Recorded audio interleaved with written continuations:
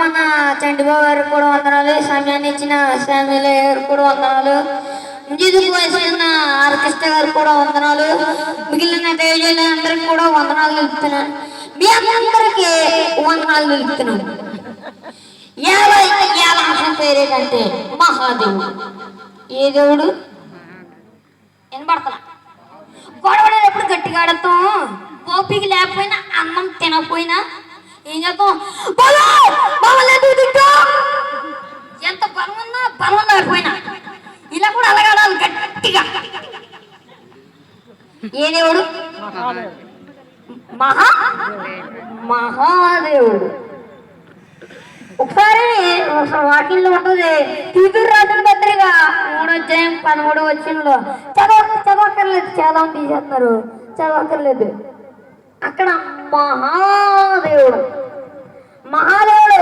ఇక్కడ ఉన్న మీ అందరికీ మహాదేవుడు, నాకు మహాదేవుడు, ఈ గ్రామంలో ఉన్న అందరికీ మహాదేవుడు, ఈ జిల్లాలో ఉన్న అందరికీ మహాదేవుడు. ఈ రాష్ట్రంలో ఏ రాష్ట్రం? ఆంధ్రప్రదేశ్లో ఉన్న రాష్ట్రానికి అందరికీ ఈయన మహాదేవుడు. భారతదేశానికైనా మహాదేవుడు, ప్రపంచానికే మహాదేవుడు, విశ్వానికే మహాదేవుడు. ఏ దేవుడు? మహాదేవుడు. గట్టి చెప్పాలి, మహాదేవుడు. లాస్ట్ అడుగుతాను, ఇప్పుడు మీరు చెప్పాలా మహాదేవుడా కాదు? ఇప్పుడు ఎవరు? యేసుక్రీస్తు మహాదేవుడని కాదని లాస్ట్ అడుగుతాను. అయిపోయినప్పుడు అడుగుతాను, మీరు చెప్పాలా. మీరు అందరూ ఒకసారి మళ్ళీ ఏం చెప్పాను ఇందాక? ఏ వాక్యం? తీతుకు రాసిన పత్రిక 3వ అధ్యాయం 13వ వచనం ప్రకారం ఇశ్రాయేలు మహాదేవుడు ప్రత్యక్షపరుస్తున్నాడు. ఎలాగా? ఇశ్రాయేలు ప్రజలు ఐగుప్తు నుండి కనాన్ దేశం ప్రయాణంలో, ఏ ప్రయాణంలో? ఐగుప్తు నుండి కనాను దేశం ప్రయాణంలో మహాదేవుడిగా ప్రత్యక్షపరుచుకున్నాడు. అది ఎలాగా? ఆహారం ఆకలేసిందంట. ఎలా ప్రత్యక్షపరుచుకుని నేను ఎప్పుడు చెప్తున్నా, మొదలు పెట్టాను. ఇప్పుడు ఆహారం ఎప్పుడు ఇశ్రాయేల్ ప్రజలందరికీ ఆకలేసిందంట. గట్టిగా ఆకలేసింది.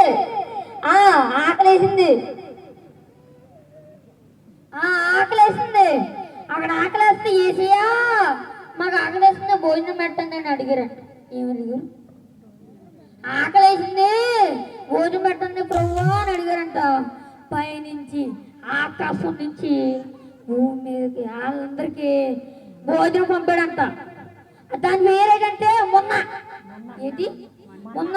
అదే ఎవరు తినే ఆహారం అంటే దేవదూతలు తినే ఆహారం. ఈ ఆహారం యేసయ్య దేవదూతలు తినే ఆహారం వాళ్ళు తిన్నారు. ఇశ్రాయేలు ప్రజలకే ఆహారం పెట్టారు ఆయన. ఎవరు? మహాదేవుడు. ఒక తండ్రి 2 పిల్లలకి ఆహారం పెట్టలేరు, కుటుంబానికి ఆహారం పెట్టలేరు.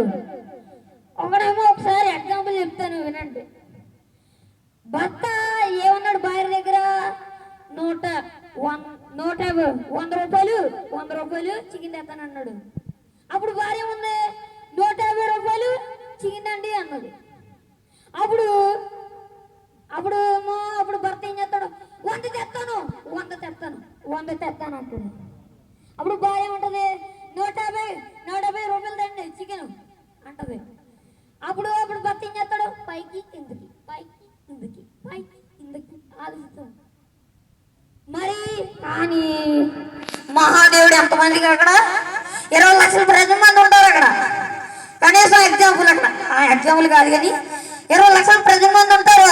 ఆ ప్రజలందరికీ ఆహారం పెట్టారు ఆయన. ఏం పెట్టారు? ఆహారం. గట్టిగా చెప్పాలి. ఆహారం పెట్టారు ఆయన. మహాదేవుడు.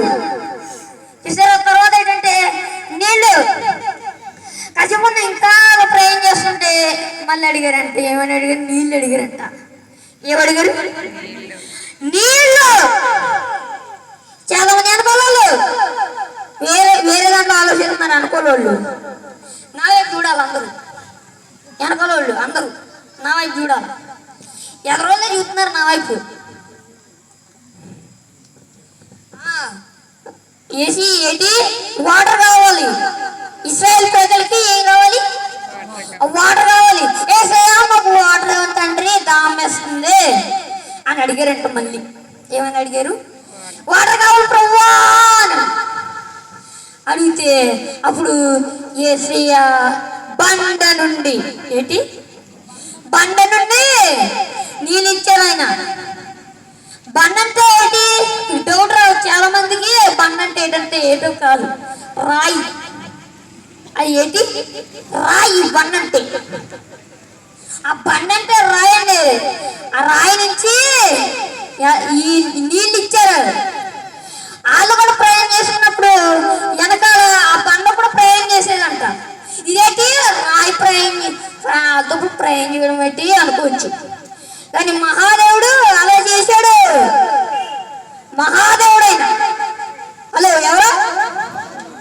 మహాదేవుడు రాయితో కూడా ఆయనకి వాటరు అందించడానికి రాయ కూడా తోసాడైన. మనం చూసారు టిన్ను, చాలా మంది ఫిల్టర్ వాటర్ తాగుతారు కదండి. టిన్ అలాగా అప్పుడు అలా దేవుడు అలా పెట్టాడు. ఇది తిన్నప్పుడు అలా పెట్టారు బండ ద్వారా. అప్పుడు మోసేటప్పుడు కర్ర ఉంటుందండి, కర్రకి అప్పుడు బండ కొట్టగా బండ నుంచి నీళ్ళు వచ్చాయి. అప్పుడు అందరూ తాగుతున్న వాళ్ళు మహాదేవుడు దాహం ఇచ్చాడు. హల్లెలూయా. ఇలా కాదు, హల్లెలూయా. చేతులు బాగెత్తారు, సేవ ఎత్తుట్లా. హల్లెలూయా. ఎంత బాగుందండి! బండ నుంచి నీళ్ళు ఎంత బాగుంది. బండ నుంచి ఎంత బాగుందండి. నీళ్ళు ఇచ్చారు ఆయన. ఏమిచ్చారు? నీళ్ళు నీళ్ళు నీళ్ళు. తర్వాత ఏంటంటే మాసం. ఏంటి? మాసం. మాసం మొక్క.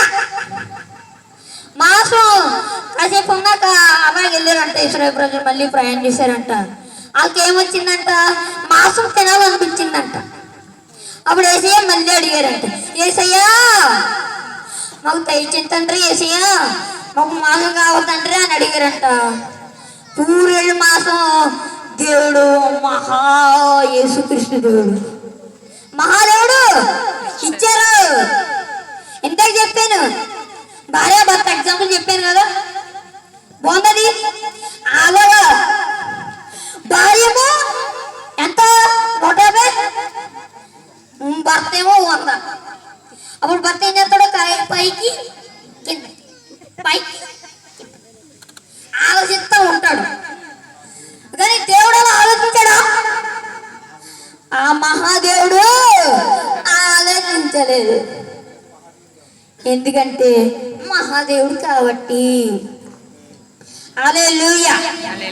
దేవుని స్తోత్రం. హల్లెలూయా.